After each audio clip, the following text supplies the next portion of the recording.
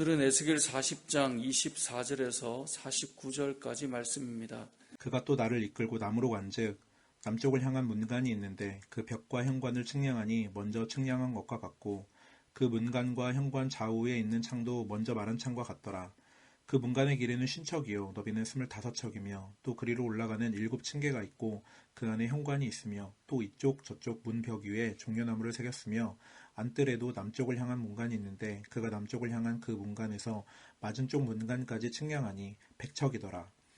그가 나를 데리고 그 남문을 통하여 안뜰에 들어가서 그 남문의 너비를 측량하니 크기는 길이가 50척이요 너비가 25척이며 그 문지기 방과 벽과 현관도 먼저 측량한 것과 같고 그 문간과 그 현관 좌우에도 창이 있으며 그 사방 현관의 길이는 25척이요 너비는 5척이며 현관이 바깥들로 향하였고 그 문벽 위에도 종려나무를 새겼으며 그 문간으로 올라가는 8층계가 있더라. 그가 나를 데리고 안뜰 동쪽으로 가서 그 문간을 측량하니 크기는 길이가 50척이요 너비가 25척이며 그 문지기 방과 벽과 현관이 먼저 측량한 것과 같고 그 문간과 그 현관 좌우에도 창이 있으며 그 현관이 바깥들로 향하였고 그 이쪽 저쪽 문벽 위에도 종려나무를 새겼으며 그 문간으로 올라가는 8층계가 있더라. 그가 또 나를 데리고 북문에 이르러 측량하니 크기는 길이가 50척이요 너비가 25척이며 그 문지기 방과 벽과 현관이 다 그러하여 그 좌우에도 창이 있으며 그 현관이 바깥들로 향하였고 그 이쪽 저쪽 문벽 위에도 종려나무를 새겼으며 그 문간으로 올라가는 8층계가 있더라. 그 문벽 곁에 문이 있는 방이 있는데 그것은 번제물을 씻는 방이며 그 문의 현관 이쪽에 상 둘이 있고 저쪽에 상 둘이 있으니 그 위에서 번제와 속죄제와 속건제의 희생제물을 잡게 한 것이며 그 북문 바깥 곧 입구로 올라가는 곳 이쪽에 상 둘이 있고 문의 현관 저쪽에 상 둘이 있으니 문 곁 이쪽에 상이 4시 있고 저쪽에 상이 4시 있어 상이 모두 8개라. 그 위에서 희생제물을 잡았더라. 또 다듬은 돌로 만들어 번제에 쓰는 상 4시 있는데 그 길이는 1척 반이요 너비는 1척 반이요 높이는 1척이라. 번제의 희생제물을 잡을 때에 쓰는 기구가 그 위에 놓였으며 현관 안에는 길이가 손바닥 넓이만한 갈고리가 사방에 박혀 있으며 상들에는 희생제물의 고기가 있더라. 안문 밖에 있는 안뜰에는 노래하는 자의 방 둘이 있는데 북문 곁에 있는 방은 남쪽으로 향하였고 남문 곁에 있는 방은 북쪽으로 향하였더라. 그가 내게 이르되 남쪽을 향한 이 방은 성전을 지키는 제사장들이 쓸 것이요 북쪽을 향한 방은 제단을 지키는 제사장들이 쓸 것이라. 이들은 레위의 후손 중 사독의 자손으로서 여호와께 가까이 나아가 수종드는 자니라 하고 그가 또 그 뜰을 측량하니 길이는 100척이요 너비는 100척이라. 네모 반듯하며 제단은 성전 앞에 있더라. 그가 나를 데리고 성전문 현관에 이르러 그 문의 좌우 벽을 측량하니 너비는 이쪽도 5척이요 저쪽도 5척이며 두께는 문 이쪽도 3척이요 문 저쪽도 3척이며 그 현관의 너비는 20척이요 길이는 11척이며 문간으로 올라가는 층계가 있고 문 벽 곁에는 기둥이 있는데 하나는 이쪽에 있고 다른 하나는 저쪽에 있더라. 아멘. 어제 우리가 카카오톡으로 성전 이미지를 좀 보내드렸는데요.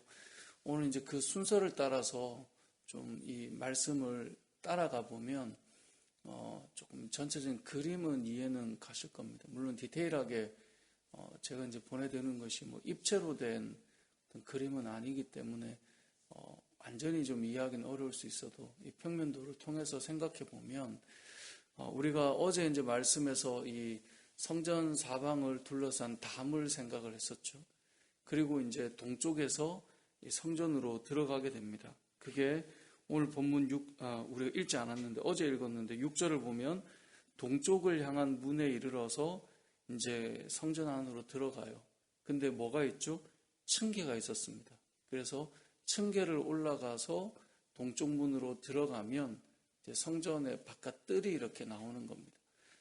그 층계 7개 층계를 올라가서 들어갈 때 이제 그 양쪽으로는 문지기 방이 3개씩 있어서 들어가는 것이고 문에 들어가면 안뜰이 되는 또 이 동쪽 문이 있겠죠. 그래서 바깥뜰에 있는 문과 안뜰로 들어가는 이 문과의 거리를 성경은 100척이라고 표현하고 있거든요.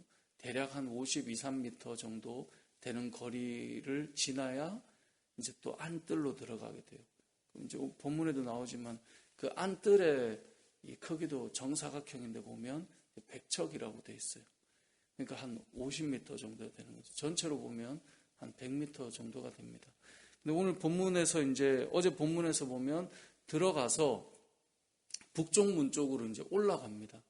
올라가서 봤더니 북쪽 문도 바깥 문과 이제 안 문이 백척이다, 똑같다라는 걸 이야기하고요. 다시 이렇게 내려와서 남문으로 가서 보니 남문의 바깥 문과 안쪽 문이 그 정도 차이가 난다라고 하는 것.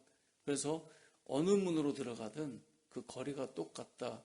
누가 어느 문으로 예배를 들어오든 동일하게 그 적용되는 거리와 문지기 방과 또 안쪽들로 가는 길이 그것을 이제 보여준다라는 것이 이 성전문에 담겨 있는 내용이거든요. 그렇게 해서 이제 남문에서 이 남문 안쪽들로 들어가는 그 거리로 이제서 들어가게 됩니다.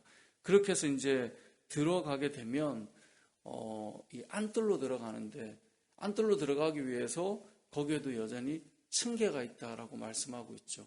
층계가 있기 때문에 올라가는 내용이 나옵니다. 28절에 보면 우리가 읽었던 말씀에 오늘 24절부터 봤는데 24절에 보면 나를 이끌고 남으로 간즉 남쪽을 향한 문간이 있는데 그 벽과 현관을 측량하니 먼저 측량한 것과 같고, 그러니까 동쪽이나 북쪽이나 남쪽이나 다 같다라는 거죠. 그리고 26절에 보면 문 벽 위에는 종려나무가 항상 새겨져 있어요. 들어가는 문마다 늘 종려나무가 있어요. 그리고 그렇게 해서 이 남문을 통해서 28절에 보면 그가 나를 데리고 남문을 통해서 안뜰로 들어가요. 그러니까 아래쪽 남문, 바깥 그 뜰이 있는 들어가는 남문과 안쪽들이 있는 안쪽들, 바깥쪽들, 저 혼자 막 손으로 이렇게 표현하고 있어서 이해가 갈지 모르겠는데, 그래서 이제 들어가는데 그 들어가는 안뜰로 들어가는 것 역시 층계가 있다라고 그랬습니다. 그래서 31절에 보면 현관의 바깥들로 향하였고 그 문벽 위에도 종려나무를 새겼으며 문간으로 올라가는 8층계가 있더라. 그래서 8계단을 올라가면 이제 안뜰이 나오는 겁니다. 그 안뜰에는 제단이 있는 것이죠. 그 안뜰로 들어가서 이제 보면 그 들어간 다음에 다시 이제 오른쪽 문을 보면 오른쪽도 역시나 오른쪽으로 들어가서 안뜰로 올라가는 계단 똑같이 생겼다는 거죠. 그리고 위쪽으로 올라가면 북쪽 역시 안뜰에 있는 문이 이 계단으로 올라오는 곳이 똑같이 생겼다라고 하는 것을 이제 오늘 본문이 보여주는 거예요. 그래서 32절에 보면 나를 데리고 안뜰 동쪽으로 가서 그 문간을 측량하니 크기는 이렇고 이런데 똑같다는 거고요. 그리고 여전히 문에는 34절에 보면 종려나무가 새겨져 있어요. 그리고 35절에 다시 북문으로 이르러 그러니까 북쪽으로 데려가는 거죠. 위로 남쪽, 동쪽, 북쪽 이렇게 해서 또 측량해 보니 또 똑같은 거예요. 또 문벽 위에는 종려나무가 새겨져 있다. 그게 37절입니다. 그리고 그 북쪽에서 이제 가운데 중심을 보면 이제 그 북쪽 쪽에 이제 문이 있는데 거기 보면 번제 제물을 싣는 방이 있어서 이제는 이 제사를 지낼 수 있는 제단에 하나님 앞에 예물을 올릴 수 있는 그런 준비되어 있는 방들이 있다라는 거예요. 그래서 38절에 보면 그 문벽 곁에 문이 있는 방이 있는데 그것은 번제물을 싣는 방이에요. 또 상들이 있습니다. 거기는 제물을 잡기 위해서 상이 있는 것이고요. 상이 몇 개씩 있는지를 이제 보여줍니다. 그리고 희생제물을 잡을 때 쓰는 기구가 그 위에 있다. 42절에 말씀하고 있고요. 43절에 보면 현관 안에는 길이가 손바닥 넓을 만한 갈고리가 또 사방에 있어서 갈고리는 당연히 희생제물들을 걸어놓을 수 있는 역할을 하는 거겠죠. 그렇게 해서 이 번제물을 잡는 방과 상과 이런 도구들이 있고요.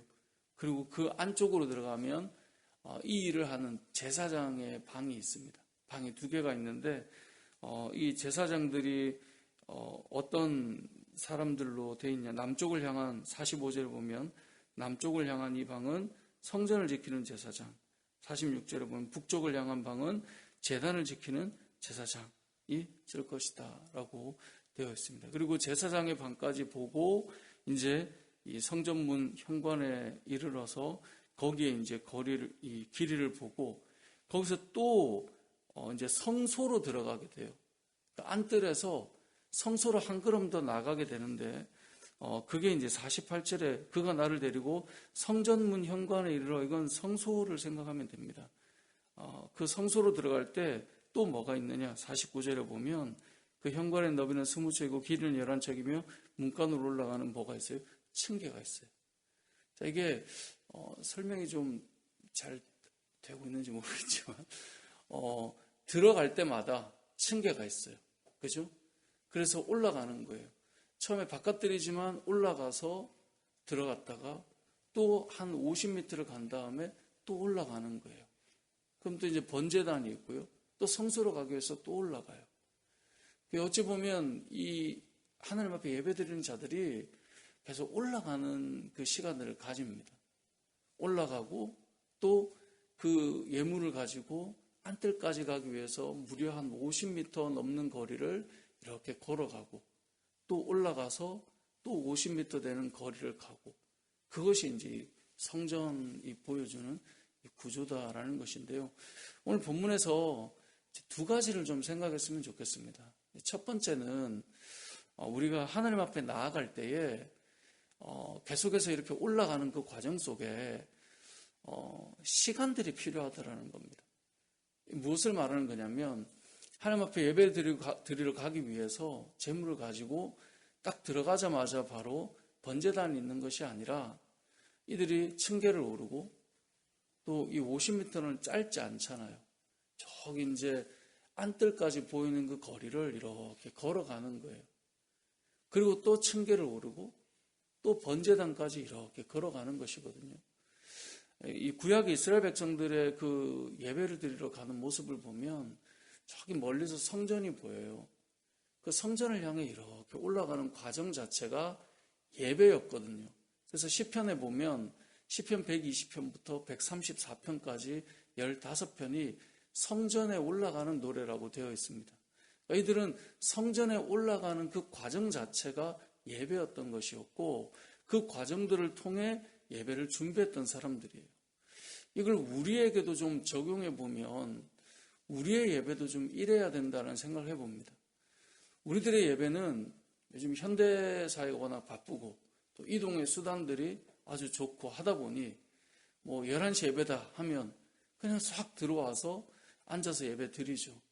근데 보면 어떤 느낌을 받을 때가 있냐면 예배에 정해진 시간이 있고 그 정해진 시간 전에 교회를 향해 이렇게 나오는 그 발걸음들, 그리고 먼저 나와서 그 예배 시간을 기다리며 예배를 준비하는 그 마음들, 그리고 예배가 시작될 때 하나님 앞으로도 한 걸음 나아가는 모습, 이런 과정들이 다 예배인데 어찌 보면 이게 예배라고 하는 어떤 시간을 마치 어떤 공연이나 아니면 함께 노래하는 곳이나 이런 것들에 가는 것처럼 막 허겁지겁 달려와서 거기에 동참되는 그런 예배 모습이 너무나 많다는 것입니다. 근데 구약의 예배를 보면 항상 이 정적인 시간과 또 거기까지 다다르는 시간들을 다 가지고 있어요.